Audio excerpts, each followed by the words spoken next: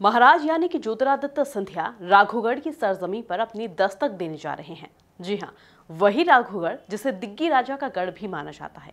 इतना ही नहीं, महाराज सिंधिया यहां दिग्गी राजा के खिलाफ एक बड़ा सियासी दांव भी चलेंगे, जिसकी बिसात महाराज सिंधिया के खास समर्थक मंत्री महेंद्र सिंह सिसोदिया ने बिछाई है। देखिए एक खास रिपोर्ट। राघोगढ़ की सरजमीं पर महाराज ज्योतिरादित्य सिंधिया की दस्तक। गढ़ में ही दिग्गी राजा के खिलाफ बड़ा सियासी दांव चलेंगे महाराज सिंधिया। महाराज सिंधिया का दाव हिलाएगा युवराज जयवर्धन की सियासी नींव। महाराज सिंधिया के दाव की मंत्री महेंद्र सिंह सिसोदिया ने बिछाई बिसात। महाराज ज्योतिरादित्य सिंधिया अब दिग्गी राजा के राघोगढ़ में सेंधमारी करने जा रहे हैं, जहां आम सभा को संबोधित करने जा रहे महाराज सिंधिया एक बड़ा सियासी दाव चलने की तैयारी में है। वही दाव जिसकी बिसात महाराज सिंधिया के बेहद खास समर्थक मंत्री महेंद्र सिंह सिसोदिया ने बिछाई है। यहां महाराज सिंधिया बड़ा सियासी दाव चलते हुए दिग्गी राजा के बेहद करीबी पीलाघाटा परिवार को बीजेपी से जोड़ने की तैयारी कर रहे हैं, जहां महाराज सिंधिया पीलाघाटा परिवार के हिरेंद्र सिंह बंटी को बीजेपी की सदस्यता दिलवाने जा रहे हैं। हिरेंद्र सिंह के पिता मूल सिंह दादा भाई राघोगढ़ से ही 2 बार कांग्रेस से विधायक रह चुके हैं। दिग्विजय सिंह के परिवार से पीलाघाटा परिवार काफी समय से जुड़ा हुआ है।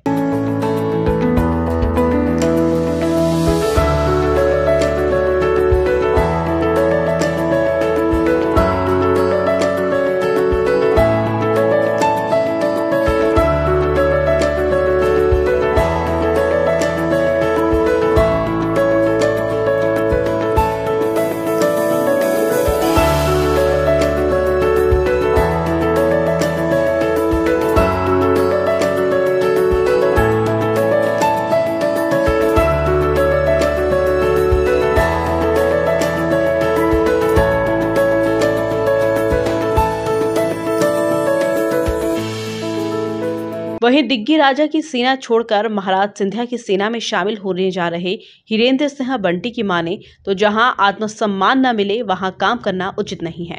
सबसे पहले तो कल मैं भाजपा की सदस्यता महाराज के सानिध्य में लेना चाहता हूं और कल जो हो जाएगी, और इसके बाद रणनीति मेरी किसी पद को लेके तो है नहीं। मेरे को जनता की सेवा करना है, भाजपा में लेके ज़्यादा अच्छे से कर पाऊँ।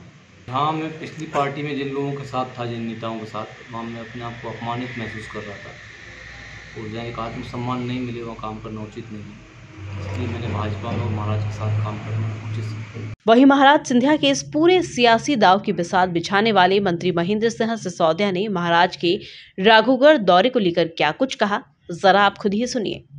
के विकास कार्य बमोरी विधानसभा को प्राप्त हुए हैं, जिसमें प्रधानमंत्री सड़क योजना है, मेरे विभाग के खरंजे हैं, पुल पुलिया हैं, वॉल है, शांति धाम है, तमाम ऐसी चीज़ें हैं जो हमने अपने क्षेत्र की जनता को समर्पित की है। और ये परवाह गांव की जो एक सड़क थी, जो हमारी बने रोड से जुड़ती है, सड़क काफ़ी जर्जर हालत में और गाँव वालों की मांग थी, तो मैंने वो रोड स्वीकृत कराई और उसके साथ ही परवाह से रत्नागिर जो प्रधानमंत्री बनी हुई है उसको डबल कराने, मतलब उसकी क्षमता वृद्धि।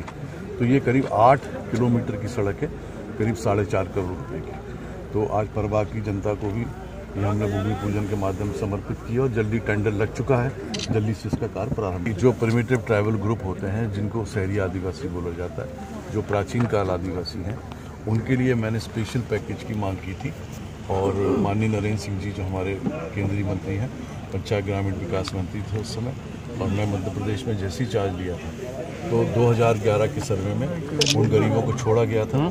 हमने उनको जुड़वाया आवास पोर्टल में और फिर स्पेशल पैकेज के माध्यम से देश में 2 ही स्थान ऐसे हैं, श्योपुर जहाँ 9000 कुटीरें स्वीकृत हुई हैं, और बमोरी विधानसभा मध्य प्रदेश में मात्र 2 ही जिले हैं, श्योपुर और गुना, जहाँ पे 5000 बमोरी विधानसभा में और 9000 श्योपुर में स्पेशल पैकेज में हमने ये कुटीरें सैंक्शन कराई हैं, जिसका कार्यक्रम 4 को है और माननीय केंद्रीय मंत्री ज्योतिरादित्य सिंधिया जी के कर कमलों से स्वीकृति पत्र उन आदिवासियों को दिए जाएंगे। साथ ही हमने ये भी निर्देश दिया है कि 2011 का सर्वे समाप्त हो चुका है, आवास योजना के अंतर्गत आवास प्लस में किसी भी गरीब को जिसका कच्चा मकान हो वो छूटना नहीं चाहिए, और जल्दी से जल्दी हम मांग कर रहे हैं कि आवास पोर्टल खोला जाए, जिससे जो बचे हुए लोग हैं उनको जोड़ा जा सके।